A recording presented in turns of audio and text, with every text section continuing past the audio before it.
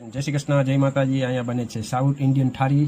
આવો આવી જાવ બધા ગરમા ગરમ ઇડલી સાંભાર ખાવા। તો જો અહીંયા ગરમા ગરમ સાંભાર તૈયાર થઈ છે અને ઇડલી તૈયાર થઈ ગઈ છે। જો આમાં ગરમા ગરમ ઇડલી ના પ્લેટ ગરમ જ છે, તો હાલો પ્લેટ તૈયાર કરું એટલે તમે બધા આવી જાવ ગરમા ગરમ ઇડલી સાંભાર ના વ્યારા કરવા।